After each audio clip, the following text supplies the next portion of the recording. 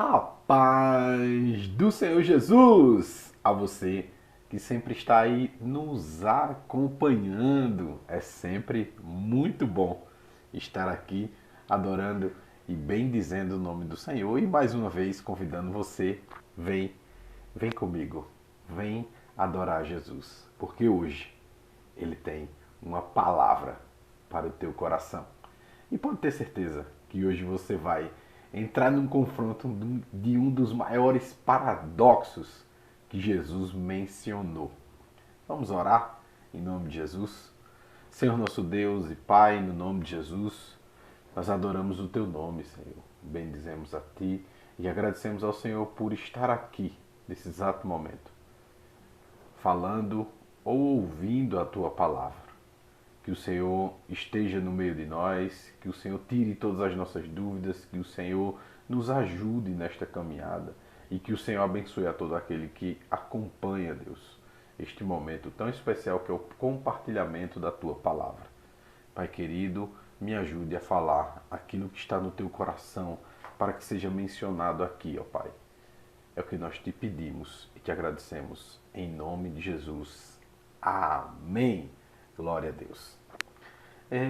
Hoje nós iremos meditar no Evangelho segundo escreveu Marcos, capítulo de número 10, versículo 42 em diante, que diz assim: Mas Jesus, chamando-os a si, disse-lhes: Sabeis que os que julgam ser príncipe dos gentios, deles se assenhoreiam, e os seus grandes usam de autoridade sobre eles?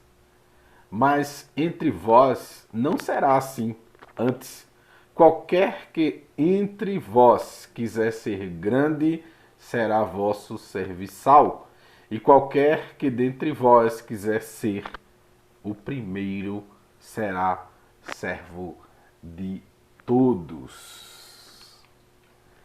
Eu costumo dizer que esse é um dos maiores paradoxos bíblicos, ou paradoxos daquilo que Jesus falou, porque isso se assemelha justamente à questão de como é que o que serve será maior do que o que é servido. E aí é justamente onde nós complementamos a mensagem que foi trazida na última sexta-feira. Se você não assistiu, no final você pode ir lá e assistir, você vai compreender ainda melhor. Não que aqui não tentarei esclarecer todas as coisas, mas de fato vai complementar de uma maneira muito, muito legal e você vai gostar. A primeira coisa que nós entendemos é que o escritor que escreveu esta fala, esta conversa entre Jesus e os seus discípulos foi Marcos. E Marcos trouxe uma linguagem, trouxe um escrito para Romanos. E nesta feita, mostrou Jesus como o maior servo que já existiu na face desta terra. E aí uma das coisas que é muito interessante é que esta apresentação de Jesus como servo foi justamente para Romanos, porque era algo que mais chamava a sua atenção.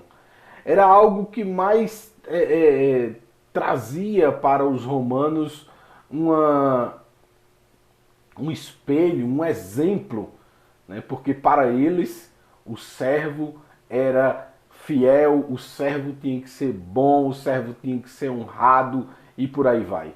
Então, essa apresentação de Jesus para os romanos traz justamente um servo perfeito, um servo que na sua caminhada sempre esteve a serviço de outros. Em momento nenhum Jesus estava fazendo algo para si próprio, visto que Jesus é Deus e ele não precisa de ninguém, nem absolutamente de nada, porque ele tem todas as coisas. E ainda que ele quisesse ter alguma coisa que não existe, ele a faria do nada, porque ele tem todo o poder. Então, quando nós observamos esse contexto, que nós adentramos nesse diálogo, nessa conversa, nós percebemos que para que essa conversa fosse trazida à tona, alguma coisa motivou isso. E aí foram 2 dos discípulos que disseram a Jesus que queriam que ele colocasse um à direita e outro à sua esquerda na sua glória, no seu reino. E ele pergunta a eles se eles teriam capacidade de tomar o cálice que ele tomaria, ou ser batizado no batismo que ele seria batizado. E eles logo disseram que sim, daquela forma que o ser humano sempre costuma fazer, que é no impulso, né? Não, eu posso, assim como Pedro também outrora disse, Senhor, eu vou até o fim, e terminou negando 3 vezes. Então, quando nós observamos essa contextualização, nós percebemos que, assim como Pedro, esses 2 também foram e expressaram algo sem pensar no que de fato estariam passando, se de fato fossem cumprir a sua palavra. Jesus estava contando que ele iria ser entregue e de que ele iria pagar um alto preço, e justamente ele explica a eles que não é porque você está perto dos senhores que você se assenhoreia dos outros. Você usa de amizade, de autoridade dos seus senhores que estão ali próximo para seu próprio benefício. No reino de Deus, a coisa é totalmente diferente. O lado é contrário àquilo que os seres humanos estão acostumados a ter. E nesse sentido, Jesus traz esse esclarecimento e mostra que, de fato, o reino de Deus é totalmente diferente do reino terreno por inúmeros motivos. Por inúmeros motivos. O primeiro motivo é que no reino de Deus, quem dá o exemplo é o rei. Quem dá o exemplo é o rei. Se nós formos observar o reino terreno, nós vamos perceber que os presidentes, que os reis, eles não servem aos seus serviçais, ele não serve aos seus, aqueles que estão ali para servir. Eles colocam sapatos brilhosos, sapatos de alto nível, de alto preço, e eles nunca se rebaixam, eles nunca se abaixam para aqueles que os servem. Diferente de Jesus, que desceu da sua glória, sendo rei dos reis e senhor dos senhores, e veio servir toda a população. Então só aí nós já percebemos que o reino da terra, os reis estão aqui, e no reino de Deus, o rei está aqui, ó, abaixo de todos nós. Ele se fez servo por nós. Então esse é o primeiro ponto que nós observamos, que o reino de Deus é diferente do reino terreno, porque o rei não está acima, ele está abaixo. Ele está como alicerce e não como telhado das nossas vidas, diferente de como é no reino terreno. Uma segunda coisa que nós entendemos na questão do reino de Deus e que é diferente do reino terreno é que o exemplo que é dado pelo rei é o exemplo que de fato deve ser seguido. Se nós formos olhar no reino terreno, as pessoas não podem de fato seguir os exemplos do rei, porque os reis, eles andam em carros em que os pobres não podem andar, vestem roupas em que os pobres não podem vestir, andam em festas que os pobres não podem andar.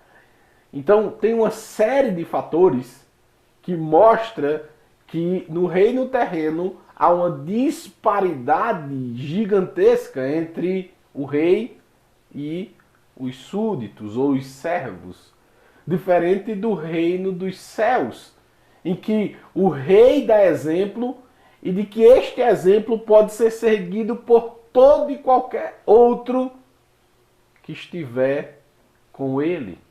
Então todos os exemplos, todas as coisas que Jesus passou e que Jesus demonstrou aqui na Terra, é possível que qualquer ser humano possa acompanhar, possa seguir, possa imitar este exemplo. Então a segunda coisa que nós entendemos no reino de Deus, o exemplo do rei é um exemplo cabido ou possível para todo e qualquer que faça parte deste reino, diferente do reino dos homens. E tudo isso é muito interessante porque essa questão que Jesus traz é justamente o que mostra essa proximidade entre o rei e os seus servos, ou entre toda a população. Se nós formos olhar a distância entre o rei no reino terreno, nós vamos perceber que nem todo mundo chega perto, nem todo mundo se aproxima, nem todo mundo pode falar, nem todo mundo pode se aproximar do rei do reino terreno. Já no reino dos céus, todos que quiseram ou que quiserem, de fato, podem se aproximar do rei e podem andar do seu lado. Veja como é interessante. No reino terreno ninguém pode se aproximar. No reino dos céus, todas as pessoas que fazem parte do reino podem se aproximar, conversar e ainda mais ter intimidade com o rei. Veja que diferença tremenda, essa diferença que Jesus mostra na prática. E aí o que é interessante disto é justamente esse exemplo que ele traz nesse diálogo. Ele disse, olha, o cálice que eu vou tomar você não consegue tomar. O batismo que eu serei batizado você não consegue passar por isso. Você não tem condições. Visto que você precisaria ter alguns princípios, alguns detalhes, algumas características que de fato pudessem lhe dar autoridade para isso. Mas você não tem condições. Você não tem condições. E aí, quais seriam essas características? A primeira delas é que para que ele pudesse de fato tomar esse cálice, ele precisaria ser perfeito, nascer sem pecado. E ele não tinha condições porque ele nasceu de um cruzamento de homem com mulher. Já Jesus não, foi gerado no ventre de Maria pelo Espírito Santo. Não houve um cruzamento entre homem e mulher que de fato faria com que Jesus tivesse nascido em pecado, o pecado original, que todos nós nascemos. Então o primeiro ponto é que nenhum deles poderia tomar o cálice de Jesus porque não eram perfeitos, não eram sem pecado. A segunda coisa é que eles precisariam ter sido enviados e eles não foram enviados. Eles foram chamados e não enviados. Quem na verdade foi enviado foi o próprio Jesus. Então é mais uma característica que mostra que eles não poderiam, de fato, nem serem batizados, nem tomar o cálice. Então se eles parassem para avaliar tudo isto, eles não diriam que poderiam. Então isso mostra que uma pequena avaliação acerca daquilo que eles estavam vendo e vivenciando já poderia de fato mostrar que eles eram incapazes de suprir ou de participar deste cálice e deste batismo que Jesus estava para ter, né, sobre sua vida. Uma terceira coisa que eles precisariam ter era desprendimento para tal ato. E esse desprendimento foi demonstrado durante toda a caminhada de Jesus, fazendo de fato tudo aquilo que Deus colocou para que ele fizesse. Ainda que as maiores dores, os mais difíceis sentimentos, as mais complexas situações passadas não lhe parasse, na verdade. E aí é justamente onde nós chegamos nessa caminhada de Jesus, onde ele foi perseguido, onde ele foi caluniado, onde ele foi vendido, onde passou diversas coisas em sua vida e de fato ali no Getsemane a sua carne ainda teve uma tendência de fraqueza. E aí nessa tendência de fraqueza, o seu espírito se sobressai diferente de qualquer outro que passou ali na sua história, na sua caminhada, nos seus ensinamentos, visto os exemplos que nós podemos ver na Bíblia Sagrada, né, que se afastaram, que se espalharam, que ficaram com medo, e enfim, ele disse: Pai, que seja feita a tua vontade. E ali ele foi preso, foi chicoteado, foi cuspido, e aí vocês sabem bem a história, foi levado ao Calvário, e ali no Calvário ele entregou a sua vida por nós. Esse Jesus que disse: vocês não podem tomar o cálice que eu vou tomar. Vocês não podem ser batizados no batismo que eu serei. Ele estava de fato mostrando algo para eles que eles não teriam condições nem físicas, nem emocionais de participarem, de fazerem de fato parte dessa história, desse contexto, desse momento.